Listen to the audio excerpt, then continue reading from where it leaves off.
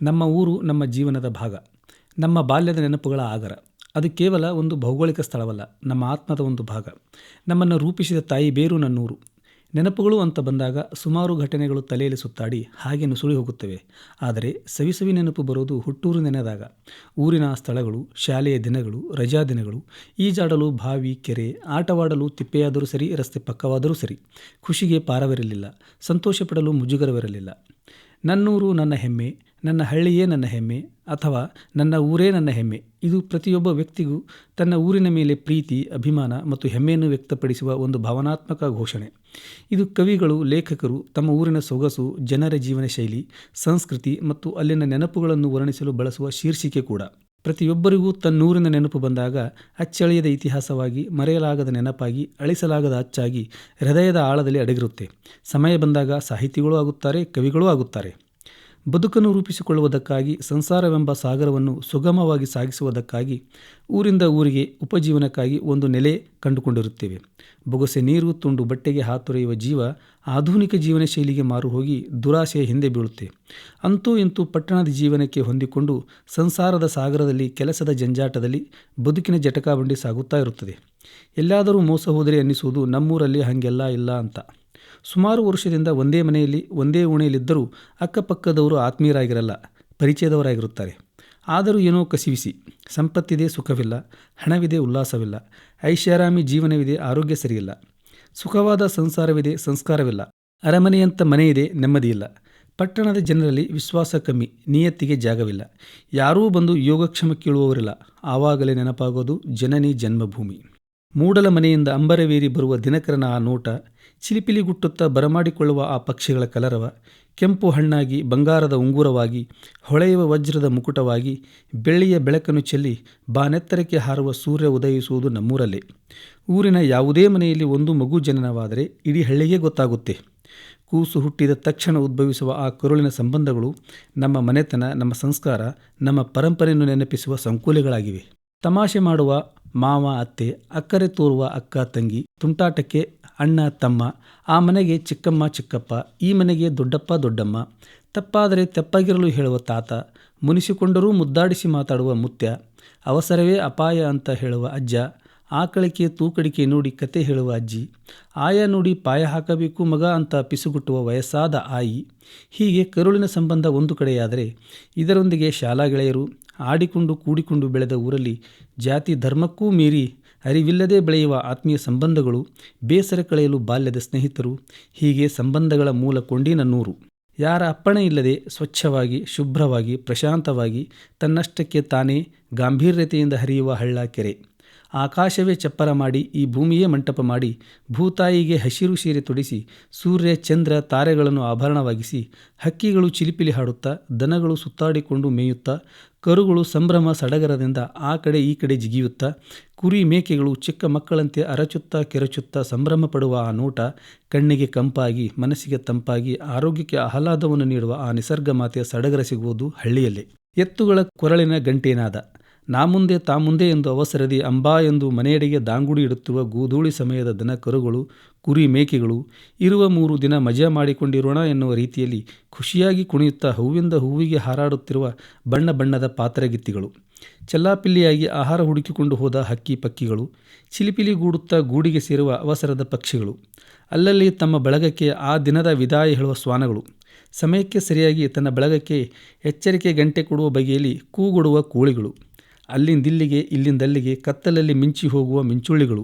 ಮಧ್ಯರಾತ್ರಿಯಲ್ಲಿ ನಾನೂ ಒಂಟಿ ಎಂದು ಬೇಸರದ ಧ್ವನಿಯಲ್ಲಿ ಪಿಸುಗುಟ್ಟುವ ಆ ಗೂಬೆ, ನೀಲಾಕಾಶದಲ್ಲಿ ಹೊಳೆಯುವ ನಕ್ಷತ್ರಗಳ ನರ್ತನ, ಅಂಬರದ ಅರಮನೆಗೆ ಬೆಳಕಿನ ಶೃಂಗಾರ ಮಾಡಿದ ಹಾಗೆ ಮಿಂಚುತ್ತಿರುವ ಚುಕ್ಕೆ ತಾರೆಗಳು, ನಿಧಾನ ನಡಿಗೆಯ ಚಂದಮಾಮನ ಆಗಮನ, ಆಗಸವೇ ನಮ್ಮ ಊರಿನ ಮೇಲ್ಛಾವಣಿ. ರಾತ್ರಿ ಊಟ ಮಾಡಿ ಎಲೆ ಅಡಿಕೆ ಹಾಕಿಕೊಂಡು ಕಟ್ಟೆಗೆ ಕುಳಿತ ತಾತ, ಚುಕ್ಕೆಗಳ ಸಾಲುಗಳನ್ನು ಕೈತೋರಿಸಿ ಬೆಳ್ಳಿ ಚುಕ್ಕಿ, ಗಗನ ಚುಕ್ಕಿ, ಧ್ರುವತಾರೆಯ ಬಗ್ಗೆ ವಿವರಿಸಿ, ಮಂಚದ ರೀತಿಯ ಚುಕ್ಕೆಯ ಸಾಲುಗಳು, ಏಣಿಯ ರೂಪದ ನಕ್ಷತ್ರಗಳು ತೋರಿಸಿ, ಕುಡಿಗೋಲು, ನೇಗಿಲು, ಕೂರಿಗೆ ಆಕೃತಿಯ ಚುಕ್ಕೆಗಳೊಂದಿಗೆ ರಂಗೋಲಿ ರೂಪದ ತ್ರಿಶೂಲ, ಬಿಲ್ಲು, ಬಾಣ, ಗದೆ, ಹೀಗೆ ತಾರೆಗಳ ತೋಟದ ನಕ್ಷತ್ರಗಳನ್ನು ತೋರಿಸಿ ಅವುಗಳ ವರ್ಣನೆ ಮಾಡಿ ಹೇಳ್ತಾ ಇದ್ದರೆ ಚಂದ್ರಲೋಕದಲ್ಲಿ ಪಾದಾರ್ಪಣೆ ಮಾಡಿದ ಅನುಭವ. ಅಂತಹ ರಾತ್ರಿಗಳು ಇರುವುದು ನನ್ನೂರಲ್ಲೇ. ಹಳ್ಳಿಯ ದೇವಸ್ಥಾನಗಳು, ವೀರಗಲ್ಲುಗಳು, ಹಳೆಯ ಕಟ್ಟಡಗಳು ಊರಿನ ಭವ್ಯ ಇತಿಹಾಸದ ಕುರುಹುಗಳಾಗಿ ನಿಂತಿವೆ. ಭಾರತ ದೇಶದ ಬೆನ್ನೆಲುಬು ಕೃಷಿಯಾಗಿ ಭೂತಾಯಿಯ ಚೊಚ್ಚಲ ಮಗ ರೈತನಾದರೆ ಪ್ರಕೃತಿ ಮಾತೆಯ ತವರೂರು ನನ್ನೂರು. ಸೂರ್ಯ ಬಾಗಿಲಿಗೆ ಬಂದಿದ್ದಾನೆ, ಬೇಗ ಏಳು ಕಂದ ಎಂದು ಎಬ್ಬಿಸುವ ಅಮ್ಮನ ಕರೆ ಇಂದಿಗೂ ಸೂರ್ಯ ಮೊದಲು ಹುಟ್ಟುವುದು ನನ್ನೂರಲ್ಲೇ ಅನಿಸುತ್ತೆ. ಚಂದಮಾಮನ ತೋರಿಸಿ ಕೈತುತ್ತು ತಿನ್ನಿಸುವ ಅವ್ವನ ಪ್ರೀತಿ ಇಂದಿಗೂ ಚಂದ್ರನಮ್ಮ ಮನೆಯ ಮೇಲೆ ವಾಸವಿದ್ದಾನೆ ಅನ್ನಿಸುವುದು ನನ್ನೂರಿನ ನೆನಪು ಬಂದಾಗ. ಸ್ವಚ್ಛ ಗಾಳಿ, ಶುಭ್ರ ಬೆಳಕು, ವಿಶಾಲ ವಾತಾವರಣ, ಕರ್ಕಶ ಧ್ವನಿಯಿಲ್ಲ, ಶಬ್ದ ಮಾಲಿನ್ಯವಿಲ್ಲ, ವಾಯು ಮಾಲಿನ್ಯವಿಲ್ಲ, ಒತ್ತಡದ ಬದುಕಿಲ್ಲ, ರೋಗಗಳ ಭಯವಿಲ್ಲ. ಬಂದರೆ ಬರಲಿ ಎಲ್ಲ ಅವನಿಚ್ಛೆ ಅಂದುಕೊಂಡು ಪ್ರಕೃತಿ ಮಾತೆಯನ್ನು ನಂಬಿಕೊಂಡು ಬದುಕುತ್ತಿರುವ ಆ ಹಳ್ಳಿಯ ಜನರು. ಕಲಬೆರಕೆಯ ಆಹಾರವಿಲ್ಲ, ರಾಸಾಯನಿಕ ಮಿಶ್ರಿತ ಪದಾರ್ಥವಿಲ್ಲ. ಭೂತಾಯಿಯ ಮಡಿಲಿನಿಂದ ಬೆಳೆದ ಬೇಳೆ ಕಾಳುಗಳು, ಹಣ್ಣು ಹಂಪಲುಗಳು, ತರಕಾರಿಗಳು ನೇರವಾಗಿ ನಡುಮನೆಗೆ ಬರುವ ಆ ಪದಾರ್ಥಗಳಲ್ಲಿ ಯಾವುದೇ ಕಲ್ಮಶ ಇಲ್ಲ. ಹಾಗಾಗಿ ಕೊಬ್ಬಿಲ್ಲದ ಮೈಕಟ್ಟು, ದಷ್ಟಪುಷ್ಟವಾದ ದೇಹ ಆರೋಗ್ಯವಾಗಿರಲು ಕಾರಣವಾದರೆ ಯಾವುದಕ್ಕೂ ಹೆಚ್ಚಿಗೆ ಆಸೆ ಪಡದೆ ಕಡಿಮೆ ಸಂಪನ್ಮೂಲಗಳಲ್ಲಿ ಸಂತೃಪ್ತಿ ಜೀವನ ನಡೆಸುವ ಕಲೆ ಕೂಡ ಮೈಗೂಡಿಸಿಕೊಂಡು ಸುಖ, ಶಾಂತಿ, ನೆಮ್ಮದಿಯಿಂದ ಆರೋಗ್ಯವಾಗಿ ಇರುವುದೇ ಹಳ್ಳಿಯಲ್ಲಿ. ಹಳ್ಳಿಯ ಜನರಲ್ಲಿ ಸರಳತೆ, ಪ್ರಾಮಾಣಿಕತೆ, ಪರಸ್ಪರ ಸಹಕಾರ ಮನೋಭಾವನೆ ಇರುವುದರಿಂದ ಕುಲಕಸುಬಿಗೆ ತಕ್ಕಂತೆ ಜವಾಬ್ದಾರಿಗಳು ಇರುವುದು ಊರಲ್ಲೇ. ಅಂದಾಗಲೇ ಬಯಲಾಟಗಳು, ನಾಟಕಗಳು, ಊರ ಹಬ್ಬಗಳು ವಿಜೃಂಭಣೆಯಿಂದ, ಅತ್ಯಂತ ಸಡಗರ ಸಂತೋಷದಿಂದ, ಸಹಬಾಳ್ವೆ ಸಹಕಾರದಿಂದ ಎಲ್ಲರೂ ಸೇರಿ ಕೂಡಿಕೊಂಡು ಆಚರಿಸುತ್ತಾರೆ. ಪ್ರತಿ ವರ್ಷ ಬರುವ ಊರ ಜಾತ್ರೆ ಹಳ್ಳಿಗೆ ಹೊಸ ಕಳೆ ತರುತ್ತವೆ. ಜವಾಬ್ದಾರಿಗಳನ್ನು ಅರಿತು ಸಂಕೋಚವಿಲ್ಲದೆ ಸಂತೋಷದಿಂದ ನಿಭಾಯಿಸುವ ಅವರ ಕಾರ್ಯ ಶ್ಲಾಘನೀಯ. ಜವಾಬ್ದಾರಿಗಳಿಂದ ಜಾರಿದಾಗ ಮಾತ್ರ ಸಮಸ್ಯೆಗಳು ಹೆಗಲೇರುತ್ತವೆ ಅನ್ನೋದು ಅವರಿಗೆ ಅನುಭವದ ಮಾತೂ ಕೂಡ.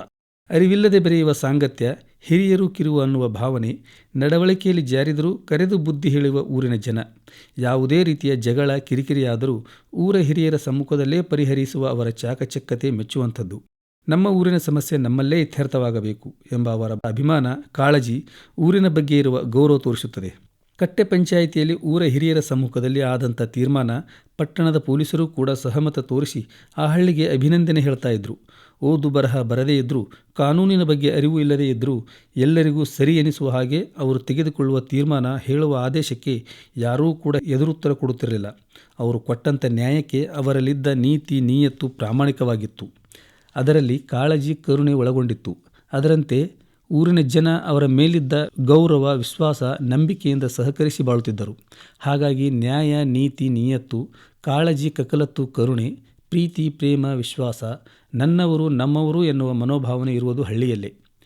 ಉರಿಯುವ ಸೂರ್ಯನ ಆಪ್ತಮಿತ್ರ, ಗುಡುಗು ಸುಡಿಲಿನ ಜೀವದ ಗೆಳೆಯ, ಸಿಡಿಲು ಮಿಂಚಿನ ಸ್ನೇಹಜೀವಿ, ಮೇಘರಾಜನ ಸೇನಾಧಿಪತಿ, ಮಳೆರಾಯನ ಪ್ರಾಣ ಸ್ನೇಹಿತ, ಚುಮುಚುಮು ಚಳಿಯಲು ಛಲಬಿಡದೆ ದುಡಿಯುವ ಛಲದಂತಕ ಮಲ್ಲ, ಪ್ರಳಯಕ್ಕೂ ಹೆದರದೆ, ಪ್ರತಾಪಕ್ಕೂ ಬೆದರದೆ, ನೊರೆ ತೊರೆಗಳಿಗೂ ಅಂಜದೆ ಸದಾ ಶಾಂತವಾಗಿ ತಾಳ್ಮೆಯ ಗಣಿಯಂತೆ ಬೆದರದೆ ನಿಂತಿರುವ ಬೆಟ್ಟದಂತೆ, ದಣಿವರಿಯದೆ ದುಡಿದು ಕುಟುಂಬದ ದೇವತಾ ಮನುಷ್ಯನಂತೆ ಕಾಣುವ ಪ್ರಕೃತಿ ಮಾತೆಯ ಪ್ರೀತಿಯ ಪುತ್ರ, ಭೂತಾಯಿಯ ಚೊಚ್ಚಲ ಮಗ, ಮೂಕ ಬಸವಣ್ಣನ ವಿದ್ಯೆಯನ್ನು ಕರಗತ ಮಾಡಿಕೊಂಡು ಸೃಷ್ಟಿಯಲ್ಲಿರುವ ಪ್ರತಿ ಜೀವಿಗೂ ಆಹಾರವಿಟ್ಟು ಅನ್ನದಾತ ಎನ್ನುವ ಅಂಕಿತನಾಮ ಹೊಂದಿರುವ ಮಾನವ ಕುಲದ ಏಕೈಕ ಹೆಮ್ಮೆಯ ಜೀವಿ ರೈತ ಇರುವುದು ನಮ್ಮೂರಲ್ಲೇ. ನಮ್ಮ ಭಾರತೀಯ ಸಂಸ್ಕೃತಿಯಲ್ಲಿ ಈ ಪುಣ್ಯಭೂಮಿಯಲ್ಲಿ ಒಂದೊಂದು ಹಬ್ಬಕ್ಕೂ ಒಂದೊಂದು ವಿಶೇಷತೆ ಇದೆ. ಹಾಗಾಗಿ ಹಬ್ಬ ಹರಿದಿನಗಳು ಸಾಂಪ್ರದಾಯಿಕವಾಗಿ ಅತ್ಯಂತ ಸಂತೋಷ, ಸಂಭ್ರಮದಿಂದ ಆಚರಿಸುವುದು ಹಳ್ಳಿಯಲ್ಲೇ. ಹಬ್ಬಗಳಿರುವುದೇ ಸಂಬಂಧಗಳನ್ನು ಗಟ್ಟಿಗೊಳಿಸುವುದಕ್ಕೆ, ಬಾಂಧವ್ಯಗಳನ್ನು ಬಲಗೊಳಿಸುವುದಕ್ಕೆ. ವರ್ಷಕ್ಕೊಮ್ಮೆ ಬರುವ ಹಬ್ಬಗಳಲ್ಲಿ ಪ್ರತಿ ಹಬ್ಬಕ್ಕೂ ಒಂದೊಂದು ವಿಶೇಷತೆ ಇರುತ್ತದೆ. ಕೇವಲ ವಾಟ್ಸಪ್, ಫೇಸ್ಬುಕ್ಕಲ್ಲಿ ಶುಭಾಶಯ ಮುಟ್ಟಿಸುವುದಲ್ಲ.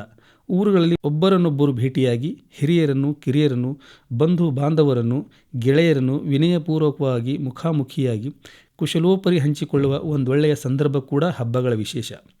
ಸಮಯ ಸಂದರ್ಭಗಳಿಗನುಸಾರವಾಗಿ ಊರಿಂದ ಊರಿಗೆ ಕೆಲಸದ ನಿಮಿತ್ತವಾಗಿ ಪಟ್ಟಣ ಸೇರಿರುತ್ತೇವೆ. ಹಾಗಂತ ಅದು ನಮಗೆ ಕರ್ಮಭೂಮಿಯಾಗಿರುತ್ತೆ ಹೊರತು ಮಾತೃಭೂಮಿಯಾಗಲು ಸಾಧ್ಯವಿಲ್ಲ.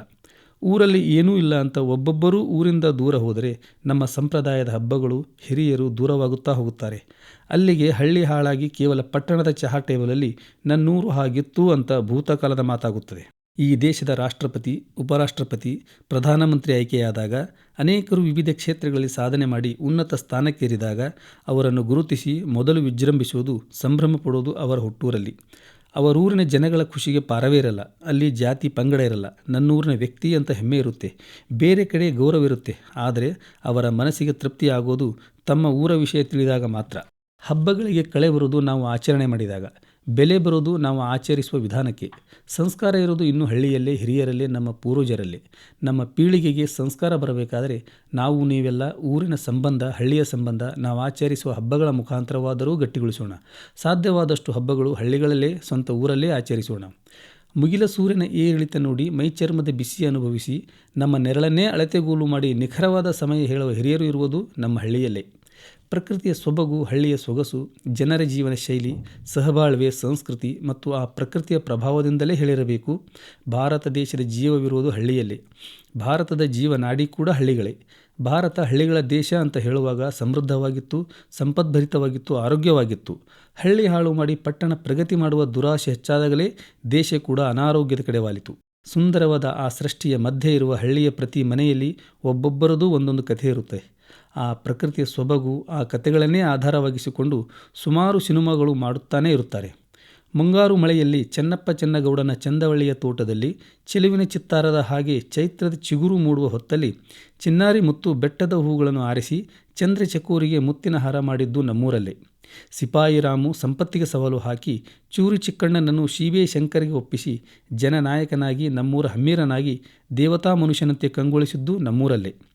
ಗೌಡ, ಕುಲಕರ್ಣಿ, ವಾಲಿಕಾರ, ದಳಪತಿ ಹೀಗೆ ಕುಲ ಕಸುಬುಗಳಿಗೆ ತಕ್ಕಂತೆ ನಾಮನಿರ್ದೇಶನದ ಜೊತೆಗೆ ಜವಾಬ್ದಾರಿಗಳು ಇರುವುದು ಹಳ್ಳಿಯಲ್ಲೇ.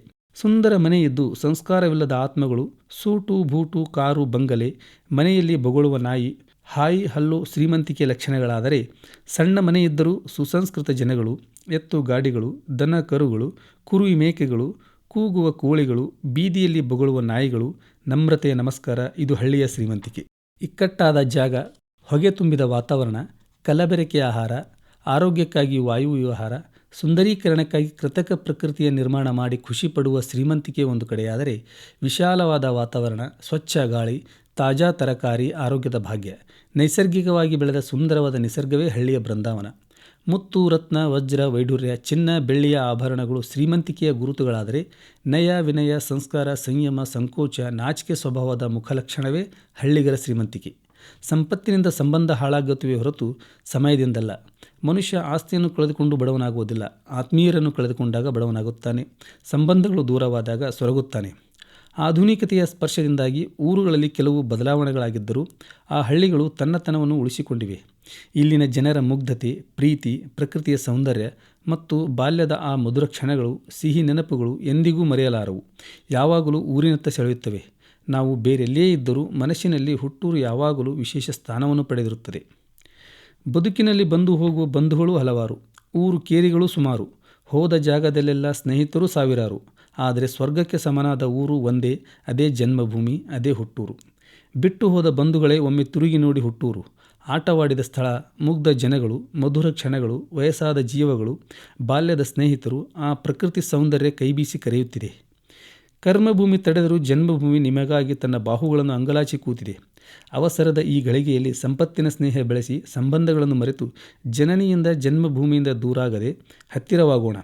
ಭಾವನೆಗಳು, ಸಂಬಂಧಗಳು ಮುಖ್ಯವೇ ಹೊರತು ಯಾವುದೇ ಅಂತಸ್ತು, ಅಧಿಕಾರ, ಹಣವಲ್ಲ. ಕೊನೆಯಲ್ಲಿ ಹೆಗಲು ಕೊಡಲು ಹೊರಗಿನವರು ಬರಲ್ಲ, ಬಂಧುಗಳೇ ಬೇಕು. ಹಾಗಾಗಿ ಬಿಟ್ಟು ಹೋದ ಬಂಧುಗಳನ್ನು ಭೇಟಿಯಾಗಿ ಸೊರಗಿದ ಸ್ನೇಹವನ್ನು ಸೊಗಸಾಗಿಸೋಣ. ಜೀವ ನೀರ ಮೇಲಿನ ಗುಳ್ಳೆಯಾದರೆ ಜೀವನ ಹರಿಯುವ ನೀರು, ಆನಂದವಾಗಿರಲು ಯತ್ನಿಸೋಣ.